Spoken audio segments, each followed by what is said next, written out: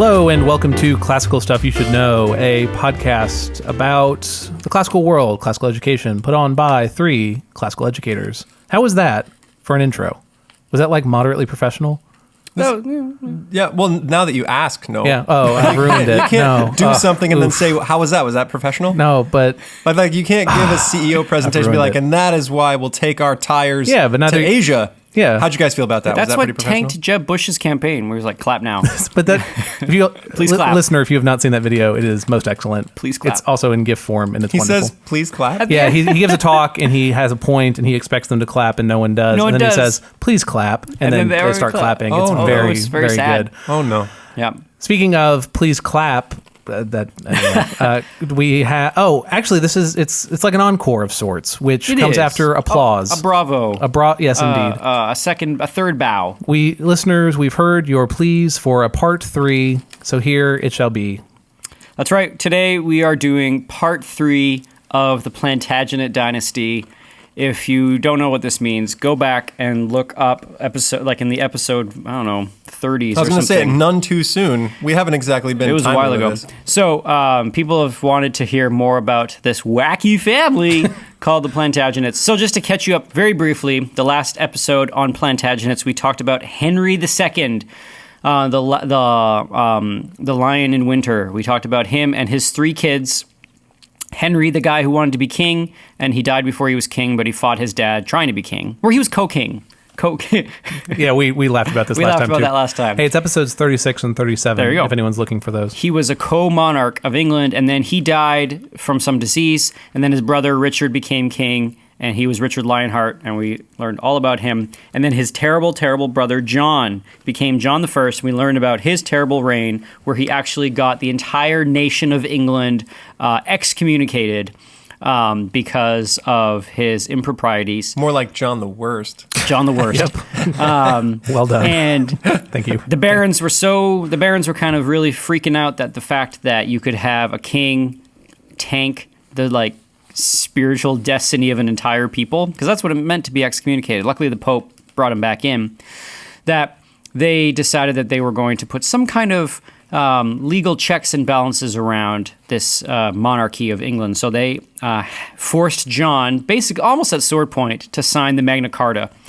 And the Magna Carta was essentially a document that said the king is going to keep the old traditions, which is a really important step legally, because you had this idea that there was precedent, that there was a thing out there that they called the old ways, the old traditions, and it was a king's job to uphold them. Well, and also that there is a law above king. Exactly. Yeah. These sorts of things didn't exist, for example, in France. And then you had, as it moved on, you had the kings become supreme, all-powerful, my word is law kind of people, and Louis XIV, 15th, and 16th, and that became intolerable to the people, and then they chopped it. Yeah, Louis said, I am the state, right? That's right. Yeah. And then they chopped his head off. So in England, you had the Magna Carta, and in the realm of the realm of John's reign, I can't remember when the Magna Carta was signed, but John died, and his in about 1216, and his son Henry, who was going to be Henry III, became king, and he was 9 years old. England had not had a boy king before the conquest. You had some little dude was king before William the Conqueror, so they had not had a child king for like 250 years. And everyone was really nervous, because when you have a child king, you have essentially a power vacuum. I mean, you're also giving ultimate power to a 9-year-old. Small child. That's which, right. As teachers, I can say I'm not sure that's the greatest idea. Yeah, I can see how that could go badly. Yeah. So when John was dying and knew that his son was going to be king, he called William Marshall to his bedside. You guys remember William Marshall? You talked about him last time. William Marshall was the greatest knight in England at the time, and he had served, get this, Henry II, the Henry the king who died before king, but he was still a king, Richard I, John, and now Henry III. Henry III. He served 5 kings in his lifetime, which is pretty incredible. Yep. And so John calls Henry to his bedside and says, hey, man, I'm dying. he begged him, will you please watch over Henry III?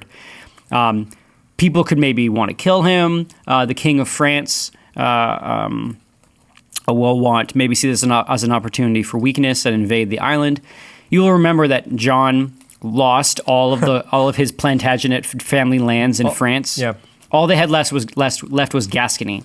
And so John had two nicknames. He was nicknamed Lackland and Soft Sword because of his sort of poor stewardship. Anyway, so France sort of could sense weakness, and maybe they would come and take Gascony or maybe even invade the island. So John was a little nervous, and so he calls William Marshal to his bedside and says, "Hey, will you be the regent of England, and will you also watch over Henry?"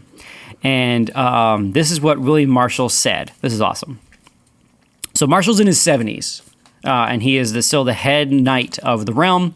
And he's still fighting at the age of 70. He still fights? Wait. He still fights. Henry Marshall's greatest battle is still yet to come. What? Yeah. So he's That's in his... like LeBron James at 70, like stepping back on the court. It's like It's like Michael Jordan coming back. Yeah. I'm about to drain 43s, everybody.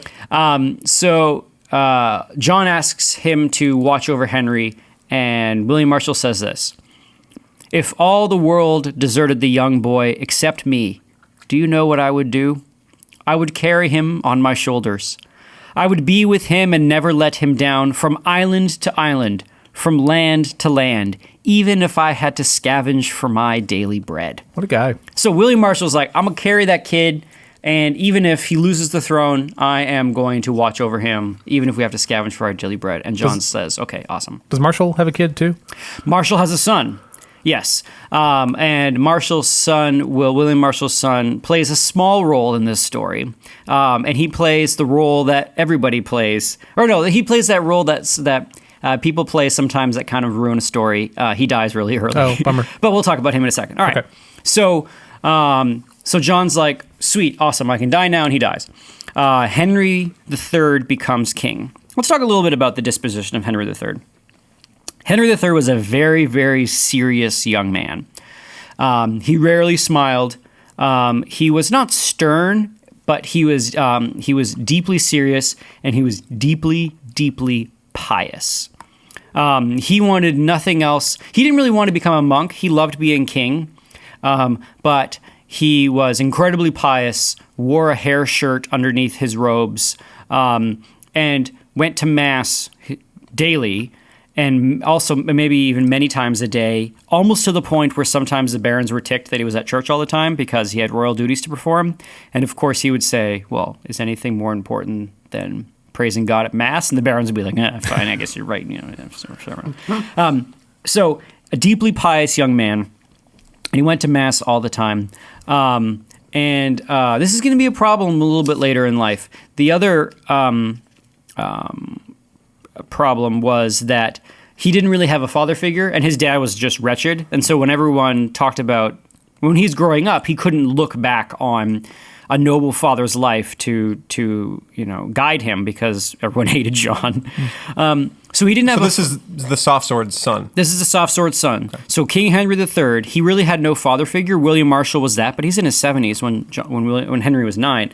And so as Henry ages, he doesn't really have.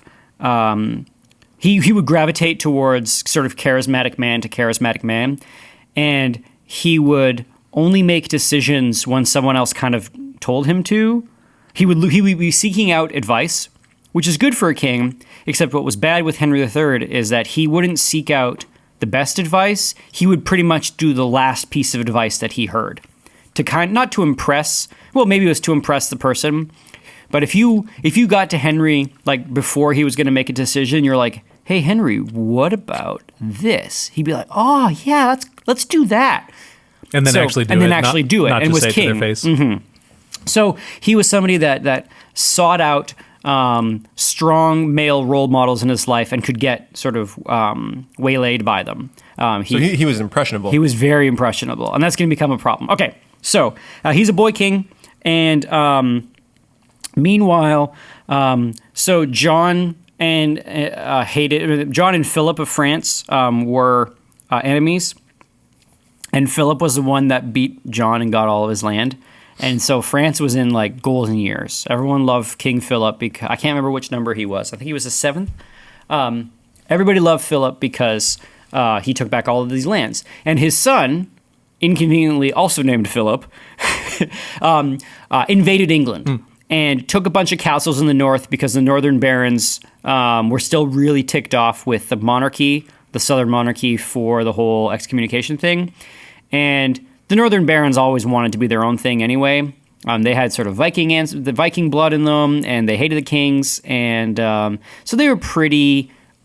Yeah, in England, the farther north you go, the less favorable towards the monarchy. And then you get to the Scots, and they hate the monarchy. And we'll get to the Scots at the end of today. Okay, so Prince Philip is in the north, and he has a bunch of castles, and he is making fun of the British. Up north, he's French. He's making fun of them, and so the French were going, and they were besieging the town of Lincoln. And if they took Lincoln, it was going to be a big problem. William Marshall. Because then who's going to fight the South? Yeah, yes, exactly. So let's appeal to the angels of our better nature, Hannenberg, and not make bad jokes. Okay, good. Anyway. You just insulted my joke? No, I was just trying to use a Lincoln reference. So William Marshall gets all the knights he can think of, and he goes and he's like, all right, if we can defeat Philip at Lincoln, this is going to be the thing. Philip's troops really wanted to take the city, and they thought they could take the city before William Marshall showed up. And then when they found out that William Marshall was now surrounding the city, they were sort of in kind of disarray. So you had William Marshall surrounding Lincoln. Inside the city of Lincoln, you had the troops besieging the castle that's in the center. So not a big fight. There was probably only 400 knights on the British side. And William Marshall addresses his knights, and he gives kind of like this awesome speech, worthy of hanging in the halls of the great military speeches. And he says, "These men have seized and taken by force our lands and our possessions. Shame on the man who does not strive this very day to put up a challenge. If we beat them, it is no lie to say that we will have won eternal glory for the rest of our lives." Wow. It's a little redundant. Yes. Yeah. Especially when you're 70. Right. Oh, you mean eternal glory for the rest of your lives? Yeah, eternal glory for the rest of our lives. That's almost... It's included. Yeah. In eternal. He's a military man. He's not a logician there, Hannenberg. Anyway, so he gets on his horse, and he's about to charge, and he forgets his helmet. And his little page is like, "My lord," and runs up and gives him his helmet. He's like, "Oh, yeah, thanks for that." Puts on his helmet. This 70-year-old man leads the charge through the streets of Lincoln, punches a hole through the lines of the Frenchmen. They said it was 3 lance lengths deep. Wow. On his one charge. So his horse and him were going so fast that he punches through the lines 3 horse lengths deep and is hacking and cutting and killing everybody. Everyone was sort of watching in awe as this old man did this, and everybody came in. And after the battle, which was successful, Marshall says the noise was so great that you would not have heard God's thunder. Wow. So he goes in. It's a rout. Philip escapes, and the kingdom is saved, and all the French are booted from England. And it was this glorious last battle of this 70-year-old man throwing down. Did he die in the battle? He did not die in the battle. I'm pretty sure that he took so many blows to the head that that his helmet was stuck on to his head. That's probably why he didn't want to wear it. But it's probably a good thing, actually, probably if you got so it. many I feel blows like you to your talked head. about that happening to him another time. Yeah, is this like a common this is a problem common thing for that's him? happened to him. Yeah, he just leads with his head, I guess. Stinking helmets always sticking on my head. And so he's this glorious, and then he becomes the regent of England. He becomes basically the regent king. So going to send Henry off to do schooling, where he's going to learn all the classical arts of reading and writing and archery and stagecraft and all sorts of speech. So this guy that served 5 kings is now essentially kind of he's king? the regent. He's the regent king. Who better could you ask for? Exactly. And so he rules. He sort of is the regent for England for the next 2 years. Upon which he gets sick and he dies. And on his deathbed, Henry was only 12 or whatever.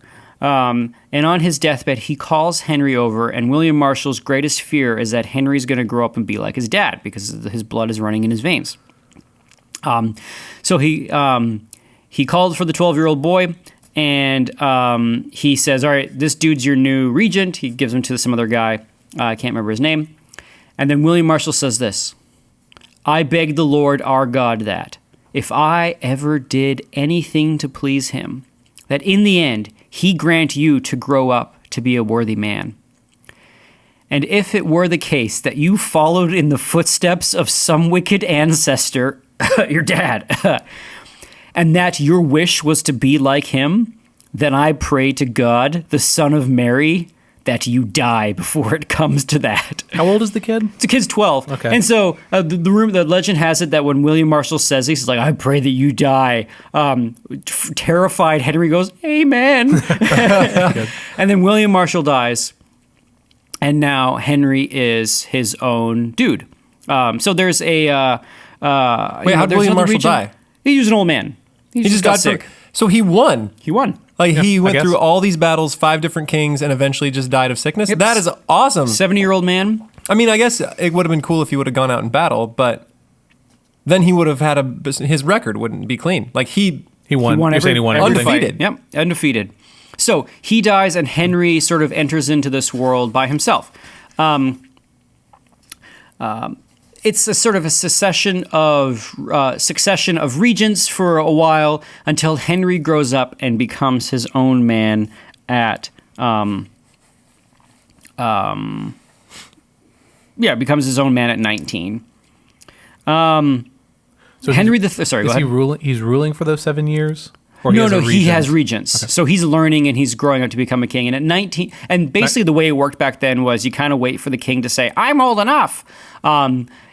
And Henry, when he became 19, said, I don't want regents anymore. I want to do this. I can do it myself. So then he became king in his own right. He immediately says, I'm going to go back and take my lands that my father lost in France. And the nobles are like, all right, have fun doing it by yourself because we're not helping. So the nobles said, no, we are not going to go. They hated fighting for the land when they owned it and they got no money for it. They definitely didn't want to fight for the land when they didn't own it and had no money for it. So the only land, and I mean, it's their men that are being risked, right? That's so right. Does the king have any men of his own? He or does does, he have to but he's not enough enough to take out the French army. So there's a lot of politicking that needs to happen if you want to raise an army. So this is sort of the central problem of Henry III's reign is that he wants to do stuff, and his nobles are like, no, don't want to do it. So at 19, could that be said that he's bad at politics? It's not necessarily that he has crumbly nobles, but that he could never inspire them. Him. He could never inspire them to do things. And so he is kind of stuck. So at 19, he is a full age and he has real power. But like I said, he was really wanting father figures. And there was 2 men vying for his affections that were older. One of them was a bishop whose name was, I think it was de Burgh. Sorry, he wasn't the bishop. One of them was a guy, but his name was Handeburg. Huh? Handeburg. Handeburg, I believe, is who you're looking for. His name was de Burgh, and I think he was a regent for a while, and he was a father figure, and Henry III really liked him. And then there was another guy who was a bishop, and he was the head of the crossbows during that Battle of Lincoln. Mm-hmm. And he was Bishop de Roche, or de Roches. I don't know which way you pronounce it. Roches. Sounds French. Yeah, I mean, a lot of the British Roche. nobility had French last names because of the William the Conqueror, the occupation. The Normans and stuff. Yeah, I thought he'd be Roche. So de Burgh and de Roche really vied for Henry's affections, and they learned, like, oh, this kid really needs a father figure. If you can kind of, not be domineering, but if you can kind of be stern and give off an air of being a man, Henry III would gravitate towards them. So it kind of came to a head, and eventually de Roche won out, and de Burgh had to go on pilgrimage to the Holy Land and go to the Crusades. Oh, poor de Burgh. Were they both good dudes? No, yeah, but I mean, they definitely saw that they had an in with the king, and they could sort of wield power, and they could. So anyway, yeah. So actually, de Roche kind of became king and really encouraged Henry III to go do his religious pursuits. He'd be like, "Oh, you are King of England. Why don't you go and pray for our souls? And why don't you go on pilgrimages?" One of the things Henry III loved the most was to go to East Anglia. So that's in the northeast of England, because there were some holy sites there. And one of his favorite ancestors was from there, and we'll come back to him in a second. So he would love to go on these pilgrimage sites to East Anglia. And this suited de Roche fine, because he essentially could wield all the political power. Eventually, the nobles and the bishops were like, we need a king in actuality, not by proxy. So they went to Henry, and they're like, you got to come and like do stuff. Henry was like, fine. So he came, and what they needed to do, he needed to be married. They needed to, actually, we'll get to his marriage in a second. So the bishops came and said, we need you to be king. And Henry said, fine. And then they said, and so the bishop said, we want you to get rid of all of these men in your court, all of these whispering ears in your court, like get them out and be your own man. Like they can still be your subjects, but don't have them in your court whispering in your ears and turning your head. Be your own man. And Henry said, no, and he went on pilgrimage. So he went on pilgrimage, and he went to places, went and sought the true cross fragments in East Anglia and all these different shrines. And meanwhile, there was like the Welsh were acting up, and so the kingdom was not being governed, and so yeah, it was just kind of, he was a weak sauce, like almost absent king. And Roche is still And Roche is kind king. of in charge. And I actually don't really remember what happens to de Roche. I don't really know how his story ends. But anyway, let's talk about Henry III's marriage. Henry III marries a woman named Eleanor. And she, she's from, I think she's from Gascony, or she's from Savoy. That's where she's from. So sort of the border between France and Italy. And she comes and she brings a bunch of like cultured, handsome, young dudes with her from just like her family, her cousins and stuff. And Henry III loves them. So he kicks out all his old stuffy, old British whispering guys in court and installs these like dashing, young, awesome Savoy foreigners. So he does kind of do what the bishops wanted. He got rid of the old nobility that were whispering in his ears, but he replaced them with these foreigners whispering in his ears. And that kind of rubbed a lot of people in the wrong way. But of course, the queen loved it because she was married to the king, and all of her cousins and family members basically were pulling the strings of power. Meanwhile, the king, Henry III, marries his sister, inconveniently also named Eleanor, to William Marshall's son, Richard Marshall. To someone. I thought you were going to say he marries married her also. No, Yeah, marries that's what- her. Marries her to. That's what I thought you were Marries saying. her to someone Marries else. her to Richard Marshall, Okay. William Marshall's son. Yep. Okay. Unfortunately, Richard Marshall, dies. he dies later, but he was sort of in there was a little bit of rebellion. He was fighting against Henry III, but there wasn't really bad blood. I'm not really clear on how that worked. All I know is that, anyway, yeah. So he dies early. I think he dies in some battle. Wait, the young Marshal? The young Marshal. Oh, and he may have been fighting for the king against the Welsh. Anyway, he dies in battle, and Eleanor, who loved Richard Marshall, is heartbroken. And so the princess, the king's sister... She loved young Marshal, not old Marshal? Old Marshall's dead. She loved her Right. husband, young Marshall. Her husband is Richard Marshall. Okay. William Marshall is the So awesome his knight. sister was in love with him. He died. Henry III, sister Eleanor, marries Richard Marshall, the son of It was Henry... the two Eleanor names get me confused. Sorry, yes. So... Can we come up with another name for We the can. sister Eleanor? We can call her Ellie. There we go. Okay, I like so that. Eleanor is the queen. Ellie is in love with Richard Marshall. Richard Marshall dies. Ellie, Henry's sister, goes into mourning and takes a vow of chastity for the rest of her life. Woof. All right, this will be important later on. Okay. So Ellie has taken a vow of chastity and is pining for dead Richard Marshall. Okay. Meanwhile, Henry III begins. He continues with his sort of strong religious devotion, and he begins to formulate on this idea that God has chosen the kings. Now, everyone kind of knew that if you were born into power, like technically God put you there. But now he begins to give this strong thesis statement for the divine right of kings. And he looked back on his ancestry, and he really leaned into his Anglo-Saxon heritage, not his French heritage. So yes, the Plantagenets were French, they were Normans, the William the Conqueror, all that. But he really leaned into his Anglo-Saxon heritage, and he found a lot of resonance with the last Anglo-Saxon king named Edward the Confessor. Now, I don't know much about Edward the Confessor, except that I think he actually became a saint. If not a saint, he was one of the most religious and pious kings, Anglo-Saxon kings. He's up there with Alfred, King Alfred of Wessex. He's a saint. He is a saint. So Edward the Confessor is this saintly king, and Henry III looks at Edward the Confessor and realizes here he's actually found in his dead ancestor the sort of male figure he's looking for.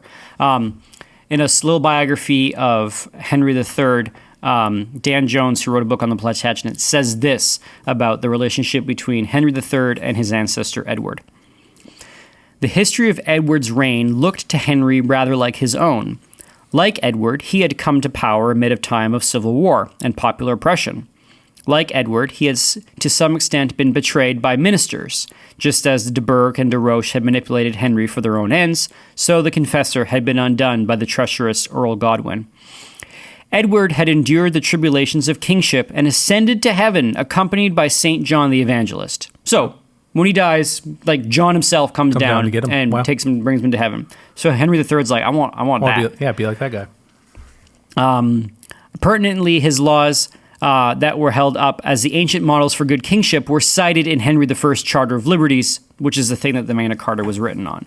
So when the Magna Carta said, we want you to uphold the traditional laws, they were the laws that were kind of instilled and enshrined by Edward. So Henry III sees himself as continuing Edward's good laws through this document of the Magna Carta. And so he sees that he wants to work with the nobles, but that God has chosen him and not the nobles to do it. So there's obviously going to be this tension between the king being in charge and the nobles wanting to put checks and balances on their headstrong king. Okay. So let me just get my notes here. What Henry was most known for, probably by the end of his reign, was the amount of money he spent on beautifying the realm. He makes lots of churches, lots of shrines.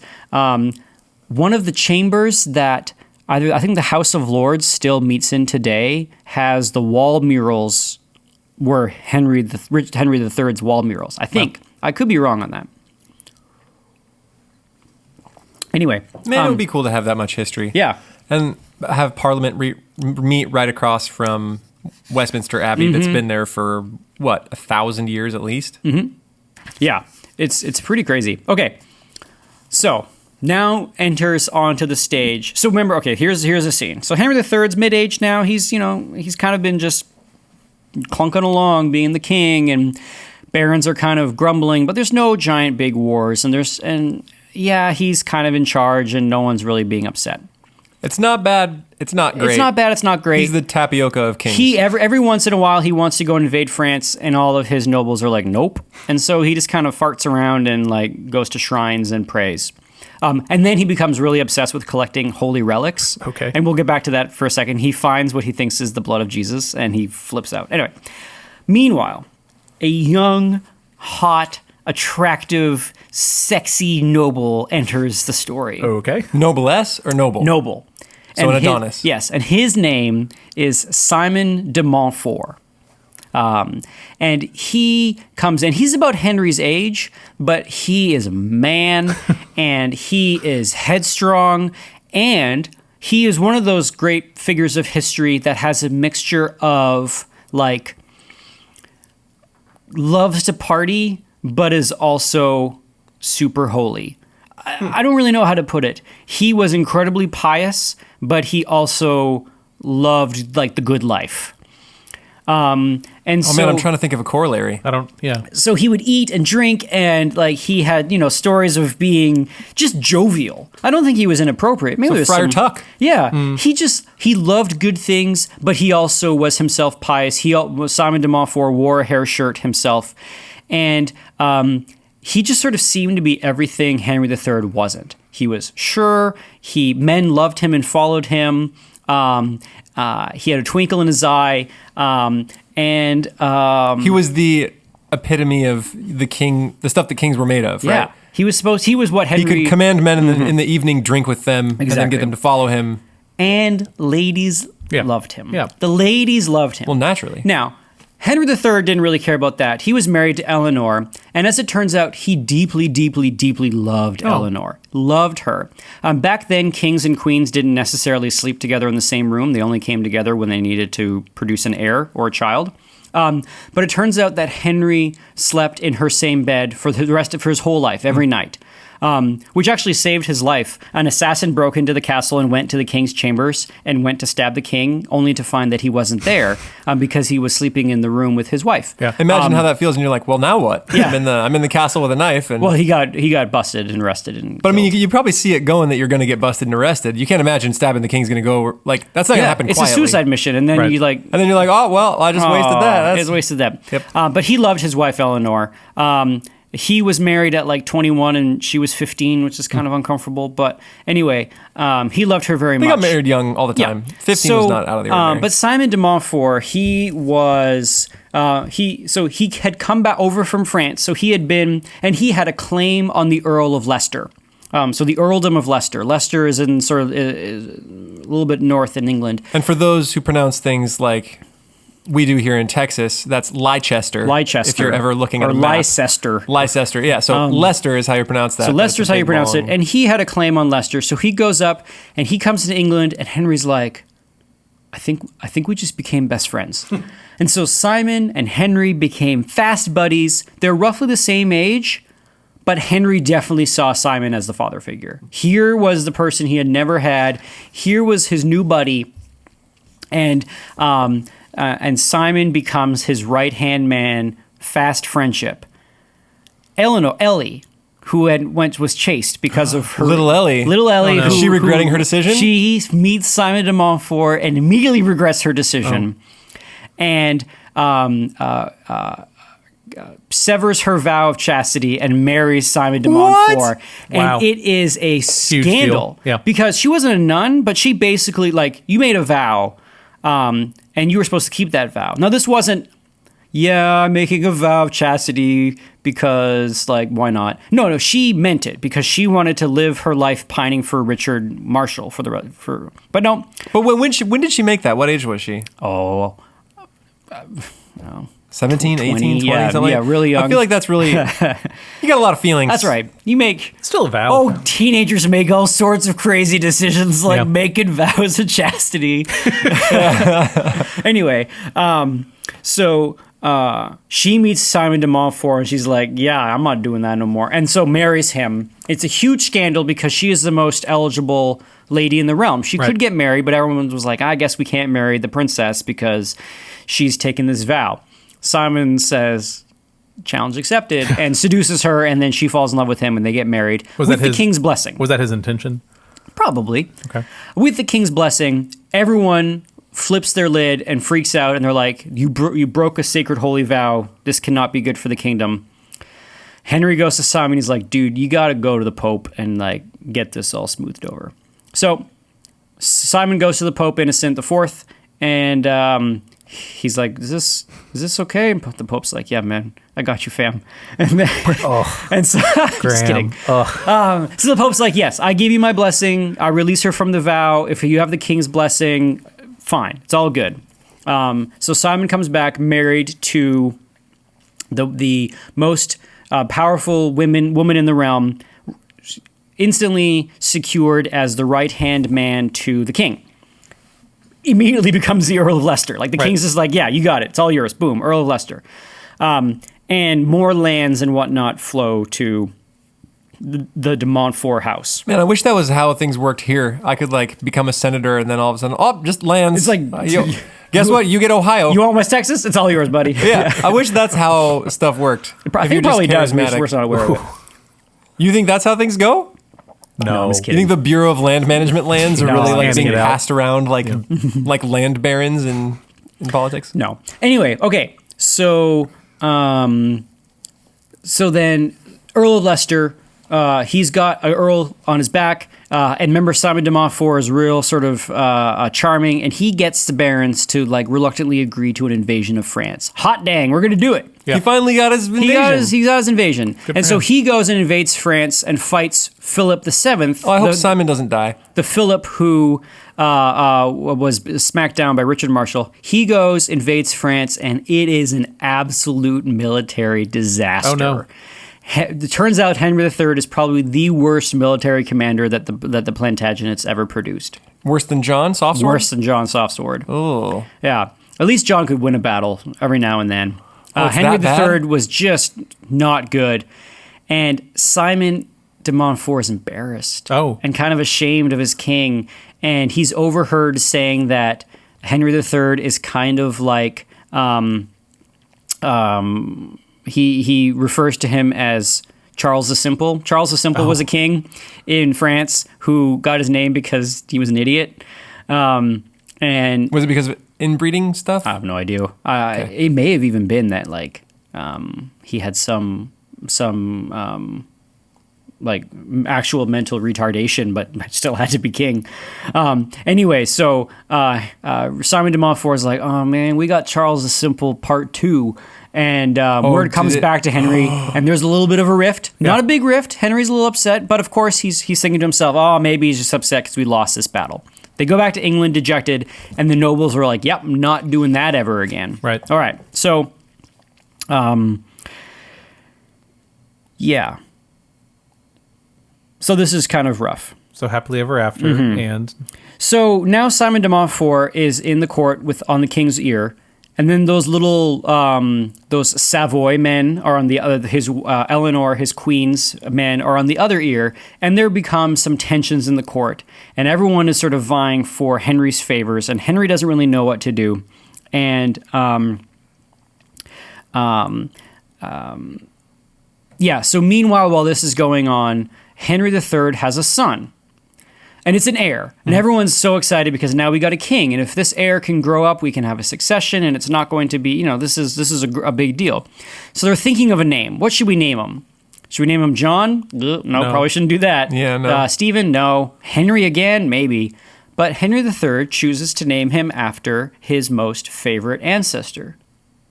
Who is that? Remember? The guy that got taken by John the Baptist. Yeah, the same confessor. guy? Yeah. Edward. So he names his son Edward, and Edward becomes Edward the First, and you may know him as Edward Longshanks, or the king from Braveheart. Wow. So we'll get back to that. He wasn't very nice in Braveheart. No. Well, he was not very nice.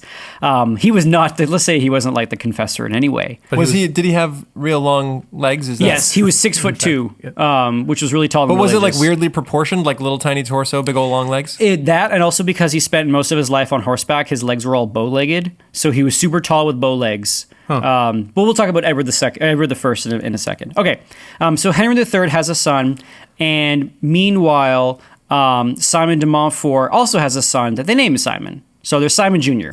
So we'll come back to Simon Jr. later. So there's this falling out between Simon de Montfort and Henry III over just sort of petty, stupid things.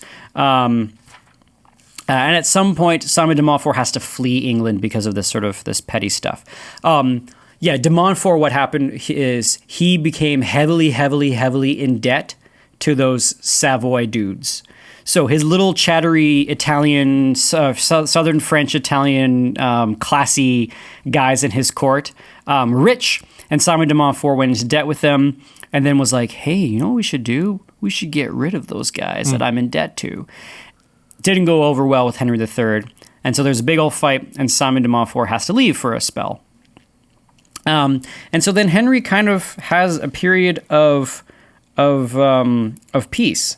Wait, peace, or is he like just on the weird friend rebound? He's just on the weird friend rebound. So there's no wars. The barons are solidifying their power, and so that means that France is going to invade. Because if France invades, the barons will fight. But the barons are not going to go and fight to take over France. Because we've already tried that Yeah. once and it did not go very well. Nope. So Invasions are hard unless the other Exactly. country's in a real bad spot. So this is a period of time where Henry III decides to beautify the realm and makes more churches and makes more things and does his relic collecting. Well, one day someone comes into town and has this little crystal vial and he says, in here there's a drop of Jesus' blood from the crucifixion. And Henry says, I want that blood, and pays an exorbitant price to buy this vial of Christ's blood.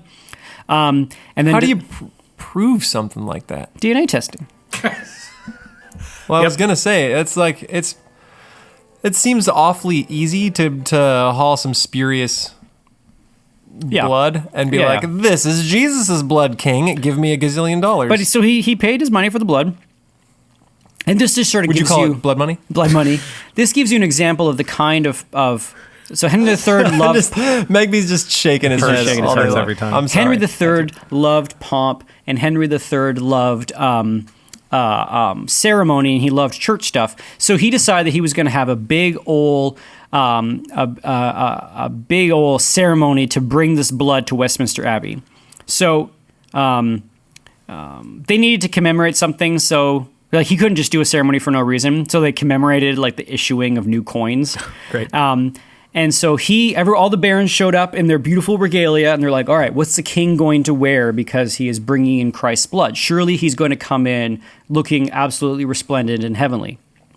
And he shows up wearing a pauper's robe and a hair shirt. And he walks from the palace to Westminster Abbey. I looked it up. It would have been like a half-hour walk. Yeah, it's not too far. Holding the vial over his head with his eyes to heaven, walked barefoot for the half hour the whole way, and then performed the ceremony. So that gives you kind of the sense of what Henry III was like. He loved these religious ceremonies, and he wasn't a very good politician or king or warmonger or anything like that. Okay, so... So are they mad that he's not resplendent? yeah, well, but then they sort of realized, oh, that's probably holier. True. I guess. And this sort of solidifies the divine right of kings. You're beginning to see that the king should also be the monk. The king of France saw this and began to do the same thing as well. I can't remember if it's Philip VII So are or they if trying it's to another like Philip. out-pious each other? Yeah, so eventually the king of France and the king of England were these very pious men. Henry III is mentioned in Dante. He's known as, what do they call him? A simple man, I think is what Dante Is he calls in him. hell or purgatory or heaven? I or- can't remember. I think he's in purgatory or heaven. Sounds like he was a believer, so Yeah. he should have been in purgatory or heaven. And he's referred to as a simple man. I can't remember what the term is for him. It's in Latin. So- A vir simplex is what he calls him. So yeah, a simple real man. quick question. This doesn't have to be a long thing, but from your readings about the history of Britain, do you get the feeling that a lot of the shows that are coming out right now about the medieval world are like bringing modern ideals onto an ancient world? Like it seems to me that the more we talk about this, the more it tends to, like, I get the idea that a lot of the people back then were pious and worked really hard, and that our view of it as a bloody, underhanded time of lies and simpleness and sex and intrigue and betrayal, like, is that where do you kind of land on that? So Edward I, who we're coming to, definitely was a time of bloody ruthlessness. Okay. But it just like it goes in cycles. Now, I don't think the amount of sort of wanton sex that happened that you see in sort of these old shows, I think that's not true of the history. They just did that because they want, if you put They gotta sell if things. you put boobs on television, people will watch it more. Unfortunately, so I don't get the sense that is true of history. There is bloody periods, but there's also periods of real splendor and nobility and kindness and actually laws working and people's lives improving, and then a season of war and bloodshed and famine and disease and the worst of men showing themselves. So we have to go through it sort of show by show, but most of them tend to kind of fall into the chronological Stombury where old things were bad and stupid and superstitious, and really the heroes of the Middle Ages were those that we can sort of pretend had modern values. Yeah. Yeah. So you're asking where Henry III is. Henry III is in Purgatory in Dante. This is, I'm only on book 5 or Canto 5, but it's a great book. Now, this is book Canto 7. Now see the king who sits there all alone, Henry of England, man of simple life. Yeah. That's what the phrase you were looking for. Man of simple life. There you go. He has a better offshoot in his son, which I guess we'll talk about in a second. That's what Dante says. Dante was probably writing that before Edward I's story was all finished. Yep. Anyway. Well, wait, what time period is this? So we're right in the 1250s right now. Oh, so Dante wrote pretty close around 1300, didn't he? I don't know. So yeah, I guess it might have been before Longshanks. You really sort of, became went a sour. terrible person. Yeah. Okay. So Simon de Montfort comes back, or Simon de Montfort is kicking around in France. I think he goes on a pilgrimage and goes on a crusade, and he comes back and sort of all is forgiven because he went on a crusade. Meanwhile, Gascony is in some trouble. They're rebelling. They don't like being English, part of England, and they're so far away from England.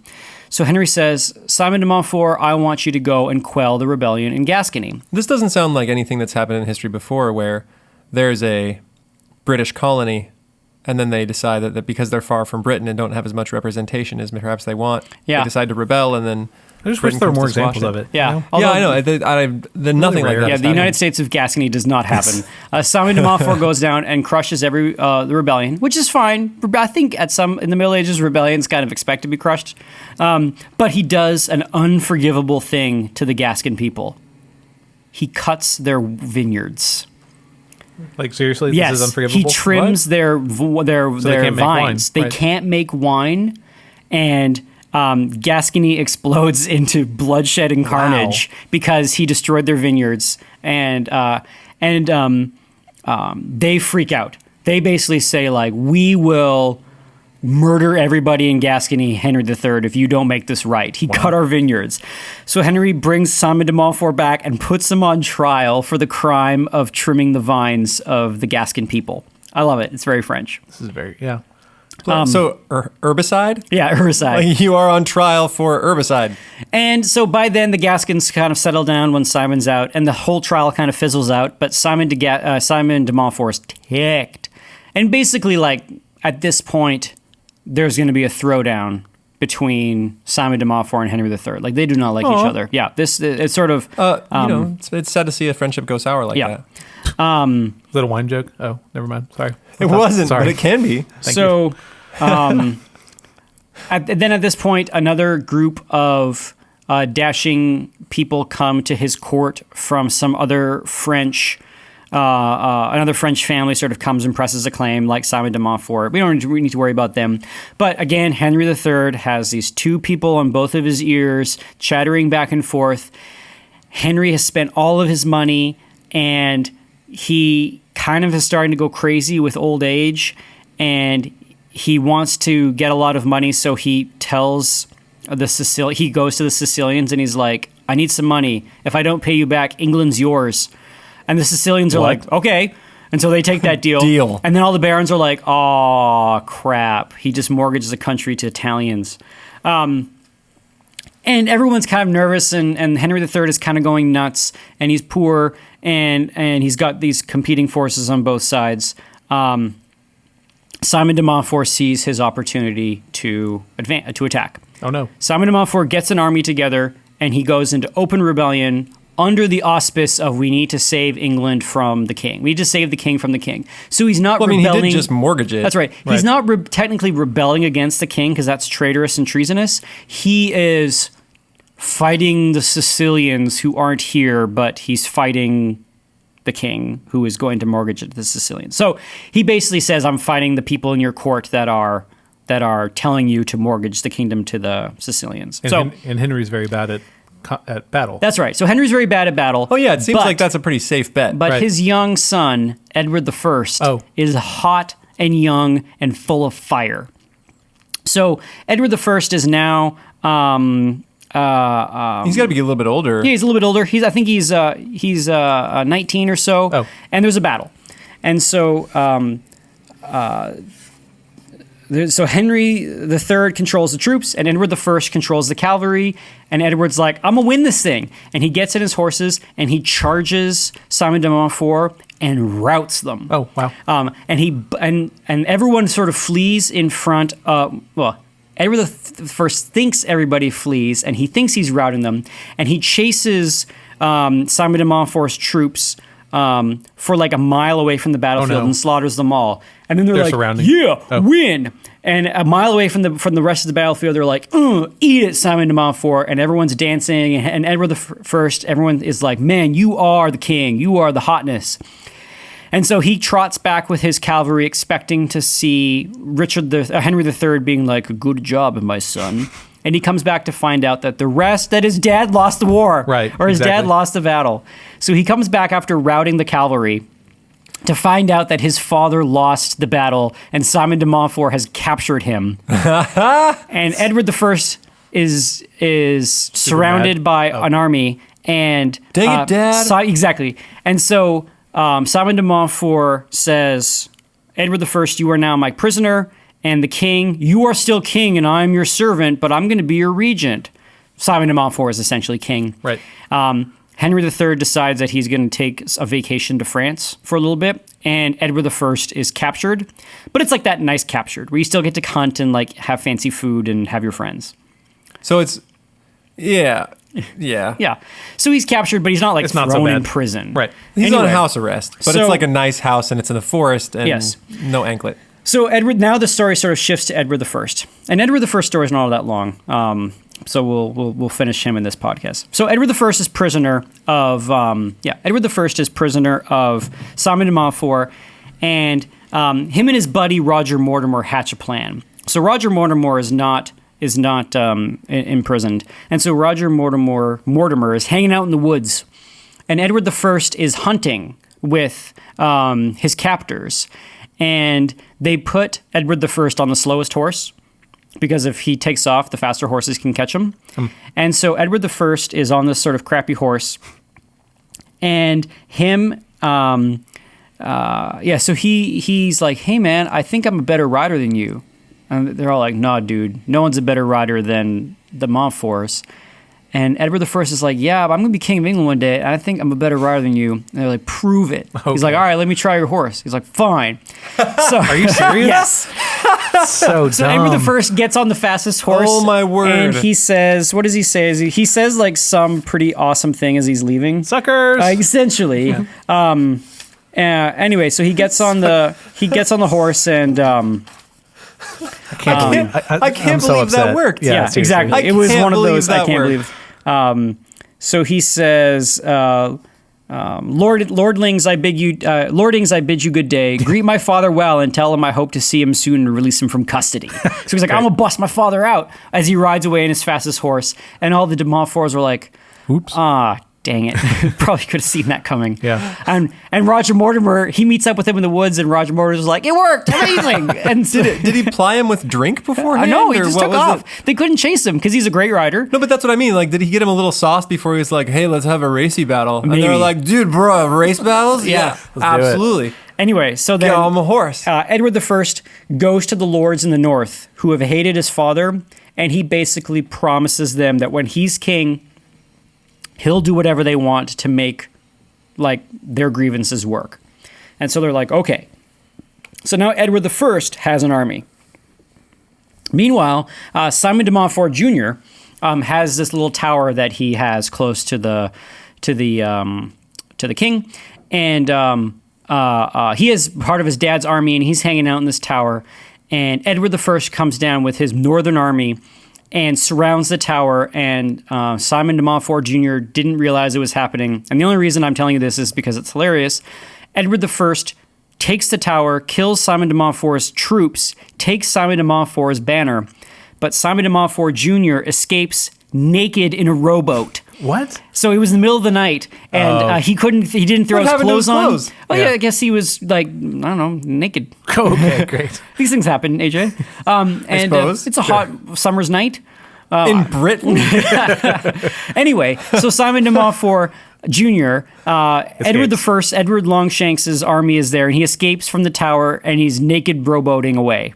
I have no idea what happens to him in the rest of the story. I can't. I don't. He's just maybe still rowing naked somewhere in northern England. And that's why we still row to this day. That's right. Rowing races. Anyway, so Edward I now has Simon de Montfort's banner, and but not the naked man himself. But not the naked man himself. What about Simon de Montfort the Elder? Is he still alive? Simon de Montfort the Elder is basically king of England, and he's got his troops.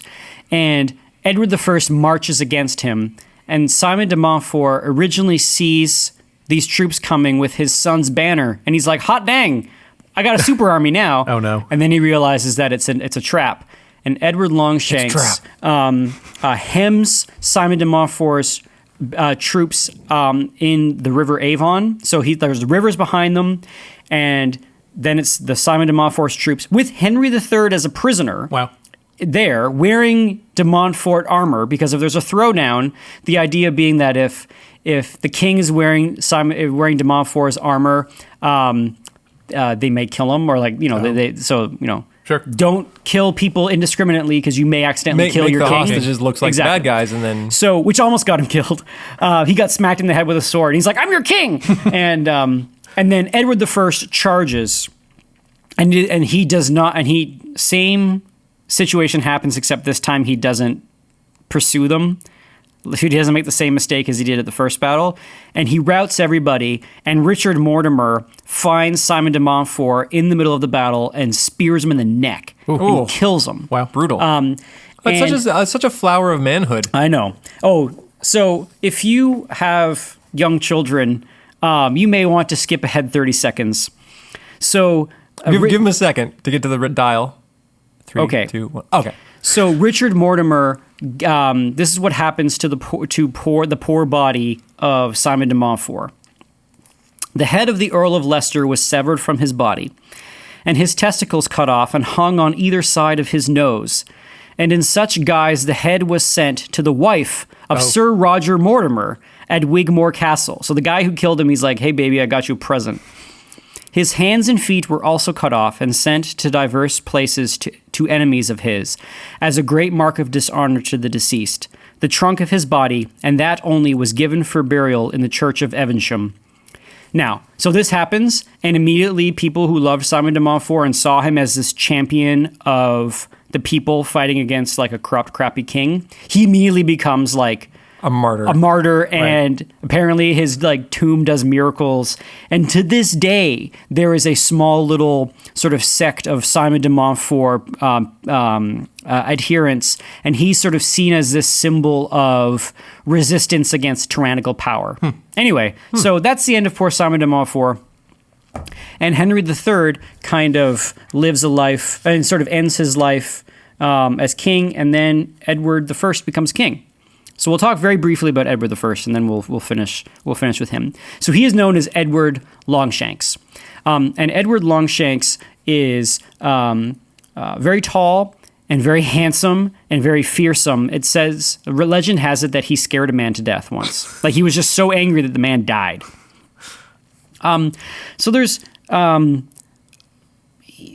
he had a terrible temper. After this whole battle. The men who fought against the king with Simon de Montfort assumed they would get their lands back. That usually happened, but this time it didn't. They became what are known as the disinherited. So in one single stroke, like 300 noble British families lost everything. Wow. And so they had this grievance. Edward did a couple things in his reign. I'm only going to tell you one or two stories because really... Maybe we'll do on Plantagenet Part 4. We'll talk about more about his son, because his son's really interesting. But Edward I, he had one major campaign against the Welsh and basically crushed them and built a ton of castles in the west of England. And to this day, the Welsh remember Edward I as a terrible, terrible person. And he also crushed the Scots. He was known as the Hammer of the Scots. And the Scots hated Edward I. And that was the whole Robert Bruce, William Wallace rebellion. Didn't Robert Bruce eventually solidify their independence, but it wasn't from Edward? Right? It was from Edward, and then Edward was dying around the time that Robert the Bruce was ascending. Oh, okay. But the one great story of Edward I is that he went on crusade to the Holy Land, and on his 33rd birthday, it was right before his dad died, so right before he was king, on his 33rd birthday, an envoy from the Saracens came and said, "We have gifts for the king on his birthday." And Edward was like, "Okay." And the guy came in, and the guy basically said, "Here's a gift from my master. Happy birthday." And took out a knife and attacked the king and stabbed him in the hip. With being stabbed in the hip, Edward I killed the man to death with... Wait. He killed the man to death. Yeah. Killed him right to death. He killed him with his bare hands while he was being stabbed in the hip. He crushed his head and then grabbed a knife from his table and stabbed him in the face. Everyone was nervous that Edward I was poisoned. So his wife, also named Eleanor. I know, sorry guys. Of course, yeah. Legend has it as that she sucked the blood from his hip and spat it out, hoping to get the poison out of him, and saved Edward I's life. So they were kind of a cool team. She sounds intense. She was awesome. And then she died. She was a little bit older, and she died early. And he ended up marrying, at 60 years old, marrying the really young Princess of France, which was pretty scandalous. Yeah. And that is depicted in the Braveheart. And she falls in love with William Wallace. Was that actually I don't true? know if that's true. I doubt that's true. That seems like a little bit of fabrication. But anyway, Edward I was... he was kind of a jerk. He would do things like when someone would rebel against him to kill them, he would cut their guts open and burn them in front of him while the guy was still alive. Oh. So you'd watch your own guts on fire as he died. Huh.